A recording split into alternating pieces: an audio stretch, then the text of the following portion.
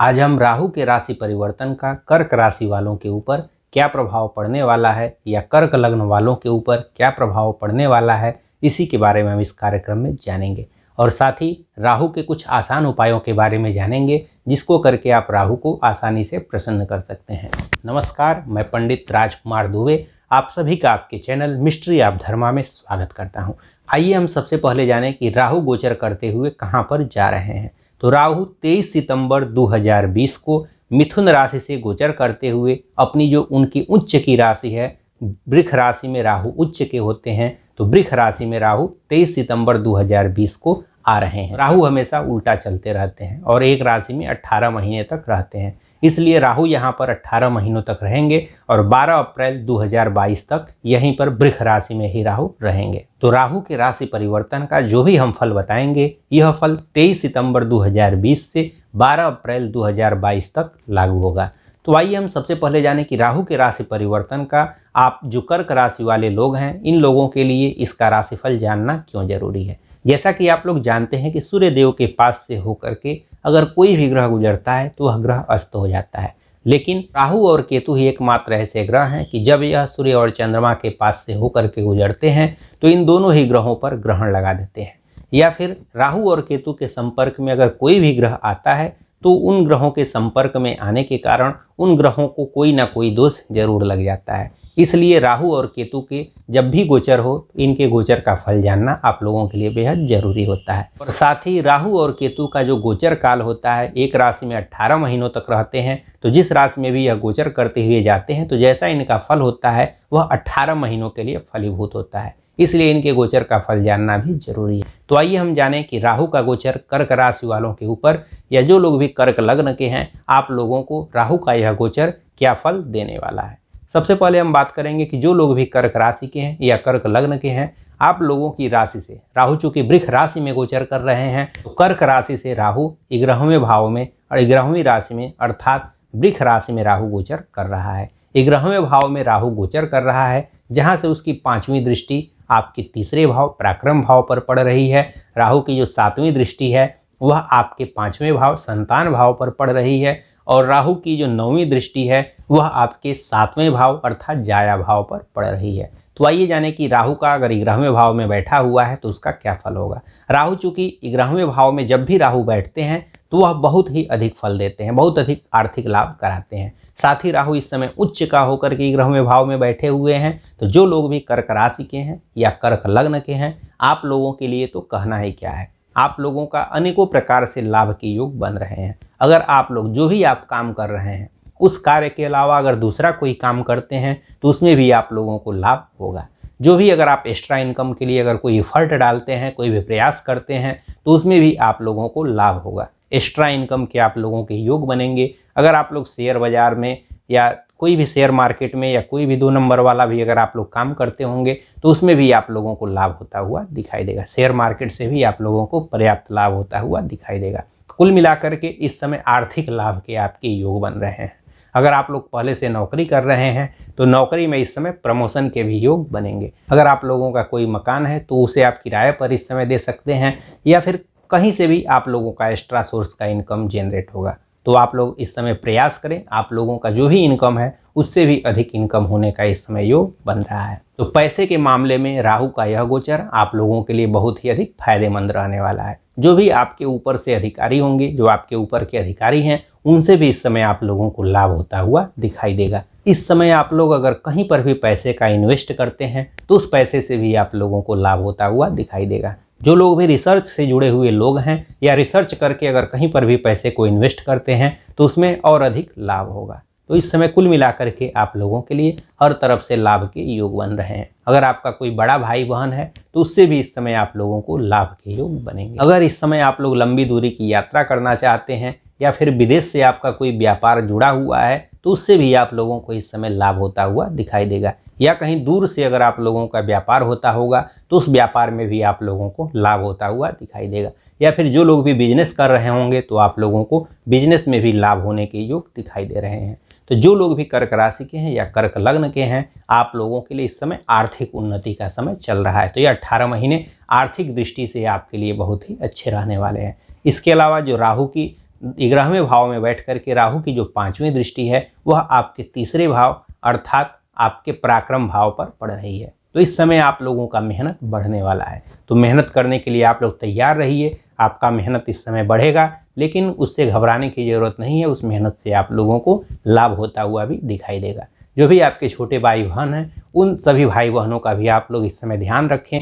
उन लोगों के स्वास्थ्य संबंधी कुछ समस्याएं भी आ सकती हैं, तो छोटे भाई बहनों के स्वास्थ्य का आप लोग ध्यान रखें। उनके साथ संबंधों को आप लोग मधुर बनाए रखें, नहीं तो संबंधों में भी खटास आने की संभावनाएं बनेंगी। इसके अलावा जो लोग भी नेता हैं या फिर कोई भी ऐसा फील्ड जहाँ पर तर्क करने की जहाँ पर ज़रूरत पड़ती हो, अगर ऐसा कोई भी फील्ड है तो उसमें आप लोगों की प्रगति के योग बनेंगे।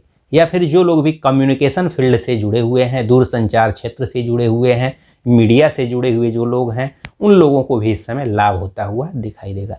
इसके अलावा जो लोग भी जैसे यूट्यूबर हैं, चाहे कोई भी जो भी इस कम्युनिकेशन वाले फील्ड से जुड़ा हुआ है, संचार माध्यम से जुड़ा हुआ है, उन सभी लोगों को, जो भी टेक्नोलॉजी के क्षेत्र से जुड़ा हुआ कोई भी व्यक्ति है, तो जो लोग भी कर्क राशि के होंगे या कर्क लग्न के होंगे, तो उन लोगों को, इन क्षेत्र से जुड़े हुए लोगों को भी इस समय लाभ होता हुआ दिखाई देगा। इसमें आप लोगों की मेहनत बढ़ेगी, लेकिन उससे आप लोगों को लाभ होता हुआ दिखाई देगा। इसके अलावा राहु की जो 7वीं दृष्टि है वह आपके 5वें भाव पर पड़ रही है। 5वां भाव आपके संतान का होता है, 5वां भाव आपके ज्ञान का होता है। तो जो भी बच्चे हैं, अगर छोटे बच्चे हैं तो उन लोगों का राहु की चूँकि यहाँ पर 7वीं दृष्टि है, तो उन लोगों की चंचलता और अधिक बढ़ जाएगी। बच्चों की चंचलता बढ़ जाएगी, वे लोग और अधिक चंचल हो जाएंगे। जो लोग बड़े हैं, पढ़ाई कर रहे हैं, तो पढ़ाई से इस समय राहु की जब दृष्टि पड़ती है तो पढ़ाई से लोगों का मन हटता है, पढ़ाई से ध्यान बच्चों का हटता है। तो जो लोग भी पढ़ रहे हैं आप लोग अपने पढ़ाई में ही ध्यान लगाए रखें, क्योंकि राहु की जब भी इस भाव पर दृष्टि पड़ती है तो बच्चों का, जो भी बड़े होते, जो पढ़ाई कर रहे होते हैं, उन लोगों का ध्यान पढ़ाई से हट करके कहीं और अधिक लगने लगता है। इसलिए उन लोगों के लिए अच्छा यही रहेगा इस समय पढ़ाई पर ध्यान रखें। नहीं तो इस समय पढ़ाई पर से ध्यान हट करके लोगों का ध्यान प्यार, इश्क, मोहब्बत की तरफ लगता है।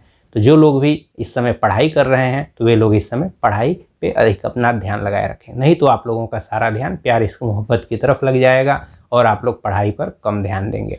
इसलिए जो लोग भी पढ़ रहे हैं उन लोगों को इस समय पढ़ाई पर अधिक ध्यान देना है। फिर जो लोग बड़े हैं उन लोगों का, अगर संतान है तो आप लोगों को संतान पर आप लोगों को ध्यान देना है। आप लोगों के संतान के स्वास्थ्य का ध्यान देना है। संतान के स्वास्थ्य में आप लोगों की समस्याएं आने के योग इस समय बनेंगे। या फिर जो लोग भी बड़े हैं उन लोगों का मन भी अपने कार्य क्षेत्र से हट करके कहीं दूसरे तरफ आप लोगों का मन भी विचलित होगा, तो आप लोग भी अपने मन को विचलित न होने दें। तो जो भी छात्र हैं वे लोग अपने पढ़ाई पर अधिक ध्यान रखें। जिन लोगों का भी पहले से ही कोई अफेयर चल रहा है, लव अफेयर चल रहा है, तो आप लोगों के ब्रेकअप के योग बनेंगे। या फिर आप लोगों के बीच में कोई मनमुटाव चालू हो जाएगा। या फिर अगर आप लोग चाहते हैं विवाह होना, तो 7वें भाव पर राहु की दृष्टि है, तो इस समय जो लोग भी लव मैरिज करना चाहते हैं, आप लोगों का लव अफेयर लव मैरिज में बदल सकता है। तो इस समय आप लोगों के लव मैरिज के भी योग बनेंगे। राहु की जो 9वीं दृष्टि है वो आपके 7वें भाव पर पड़ रही है, तो जिनका भी लव मैरिज, जो भी लव मैरिज करना चाहते होंगे, तो उन लोगों का इस समय विवाह के योग बनेंगे।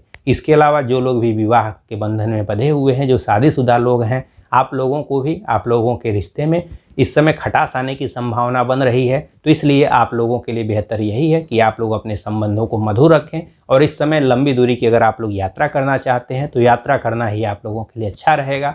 यात्रा से आप लोगों को लाभ होगा और आप लोगों में संबंध भी मधुर बने रहेंगे। तो इस समय जो लोग भी शादीशुदा हैं आप लोगों की यात्राओं के योग बनेंगे। और साथ ही आप लोगों के लिए एक्स्ट्रा मैरिटल अफेयर के भी योग बनेंगे, तो आप लोग अपने मन को विचलित न होने दें। इसके अलावा जो लोग भी व्यापार से जुड़े हुए हैं, व्यापार से जुड़े हुए लोगों को इस समय लाभ होता हुआ दिखाई देगा। जो लोग भी पार्टनर के साथ मिलकर के पार्टनरशिप में इस समय काम कर रहे होंगे, उन लोगों को भी अपने पार्टनर के साथ इस समय मतभेद होने के योग बनेंगे। तो आप लोगों को आपस में सामंजस्य बना के रखना है, जिससे कि आप लोगों को लाभ हो। इस समय लाभ के योग बन रहे हैं, इसलिए आप लोग आपस में मतभेद न करें या फिर आपस में मतभेद होने की नौबत ही न आने दें। जो लोग भी कर्क राशि के हैं या कर्क लग्न के हैं, अगर आप लोग नया व्यापार करना चाहते हैं तो इस समय नया व्यापार भी आप लोग कर सकते हैं। पार्टनरशिप में आप लोग नया व्यापार इस समय शुरू न करें। अगर स्वयं ही अगर आप लोगों को कोई व्यापार करना हो तो अकेले आप लोग कोई भी व्यापार कर सकते हैं। पार्टनरशिप में इस समय व्यापार आप लोग न करें। तो इस समय व्यापार में भी लाभ के योग बन रहे हैं। अगर नया व्यापार करना चाहते हैं तो नए व्यापार के भी योग इस समय बन रहे हैं। इसके अलावा राहु की 5वें भाव पर दृष्टि होने के कारण जो लोग भी टेक्नोलॉजी वाले फील्ड से जुड़े हुए अगर पढ़ाई कर रहे होंगे, रिसर्च से जुड़े हुए क्षेत्र की अगर आप लोग पढ़ाई कर रहे हैं, तो उसमें आप लोगों को लाभ होता हुआ दिखाई देगा, उसमें आप लोग प्रगति करते हुए दिखाई देंगे।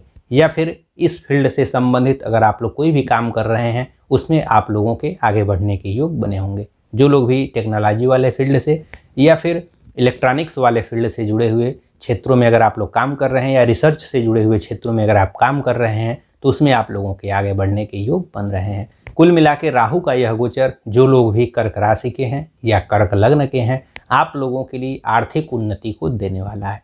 आप लोगों को हर तरफ से लाभ लेकर के यह राहु का गोचर आने वाला है। यह 1.5 साल आप लोगों के लिए बहुत ही अच्छे रहने वाले हैं। अब आइए बात करें कि राहु का जो यह गोचर है, यह किन लोगों के लिए बहुत अधिक लाभ देगा और किसके लिए मध्यम रहेगा। तो जिन लोगों की भी कुंडली में अगर किसी योग कारक ग्रह की महादशा चल रही होगी या अंतरदशा चल रही होगी, तो फिर आप लोगों के लिए राहु का जो भी हमने यह फल बताया है, इसके फल जो भी हमने जितना भी बताया है, उससे और अधिक होकर के मिलेगा। और जो इसमें कुछ कमियां हमने बताई, वह कमियां खत्म हो जाएंगी या बहुत ही उसकी मात्रा न्यून रहेगी। इसके अलावा अगर आप लोगों की कुंडली में राहु अच्छे भाव में बैठे हुए योग कारक होकर के आपकी कुंडली में बैठे हुए हैं, उच्च के हैं और अच्छे हैं, तो फिर आप लोगों को जो भी हमने फल बताया हुआ है, अच्छे फलों की संख्या बहुत अधिक मात्रा में बढ़ जाएगी, लाभ आपका बहुत अधिक बढ़ जाएगा। और जो भी इसमें हमने कमियां बताई, वह कमियां बहुत ही न्यून मात्रा में रह जाएंगी। इसके अलावा अगर आप लोगों की कुंडली में किसी अयोग कारक, जो आप लोगों के लिए योग कारक नहीं है, उस ग्रह की दशा चल रही हो, या फिर राहु आपकी कुंडली में खराब हो, आपके लिए राहु कुंडली में खराब हो, तो फिर हमने जो भी अच्छे फल बताए, अच्छे फल आपको मिलेंगी, लेकिन उनकी मात्रा थोड़ी कम हो जाएगी। लेकिन फिर भी आप लोगों को घबराने की ज़रूरत नहीं है। राहु आप लोगों के लिए बहुत ही अच्छे फल देने वाला है। तो आप लोगों की कुंडली में चाहे ग्रहों की व्यवस्था कोई भी हो, आप लोगों के लिए राहु इस समय लाभ अधिक देने वाले हैं। अब आइए जानें कि वे कौन से आसान से उपाय हैं जिसको करके आप राहु के अगर अच्छे फलों को और अधिक पाना चाहते हैं, तो आप लोग कौन से आसान से उपाय हैं जिसको करके राहु के अच्छे फलों को आप लोग और अधिक बढ़ा सकते हैं। तो सबसे आसान जो उपाय है वह है कि आप लोगों को पंछियां हैं, तो पंछियों को आप लोग दाना प्रतिदिन खिला सकते हैं। अगर प्रतिदिन नहीं खिला सकते तो शनिवार को तो कम से कम पंछियों को दाना आप लोग जरूर खिलाएं। इसके अलावा जो भी कुत्ते हैं, कुत्तों को आप लोग प्रतिदिन शाम के समय तो आप लोग रोटी जरूर दें। अगर प्रतिदिन नहीं दे सकते तो आप लोग शनिवार को कुत्तों को रोटी जरूर खिलाएं। ये उसमें भी अगर काला कुत्ता हो तो वह सबसे अच्छा है, नहीं तो कोई भी कुत्ता हो उसको आप लोग शनिवार को रोटी जरूर खिलाएं। प्रतिदिन हो सकता है तो प्रतिदिन खिलाएं, या कोई भी अनाज आप लोग कुत्तों को जरूर खिलाएं। इसके अलावा आप लोग मछलियों को दाना खिला सकते हैं, प्रतिदिन खिला सकते हैं तो प्रतिदिन अच्छा है, नहीं तो कम से कम शनिवार को आप लोग मछलियों को भी दाना खिला सकते हैं।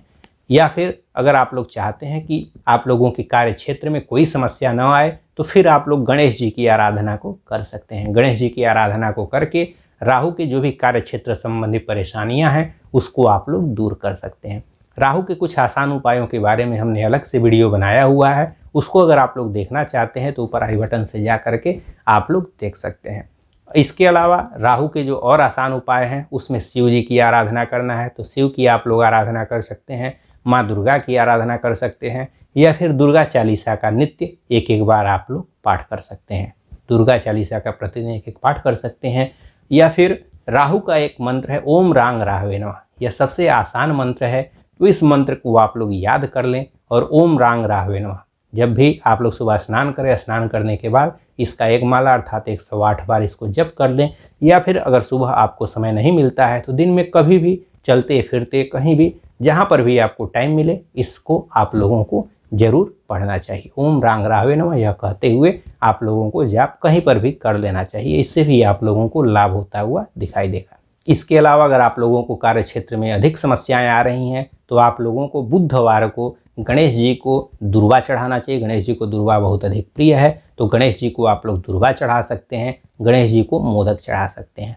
तो बुधवार को आप लोग गणेश जी की आराधना करें, इससे भी राहु जनित जो भी अगर दोष हैं उससे मुक्ति मिलती है और लाभ की संख्या में बहुत अधिक वृद्धि हो जाती है। यह सभी आसान से उपाय हैं, इन आसान उपायों को आप लोग आसानी से कर सकते हैं। आशा करता हूं कि हमारे द्वारा दी गई जानकारी आप लोगों को अच्छी लगी होगी। इसी तरह की और उपयोगी जानकारी के साथ आप लोगों के समक्ष पुनः प्रस्तुत होऊंगा। इन्हीं सब बातों के साथ हम आपसे विदा लेते हैं। नमस्कार, धन्यवाद।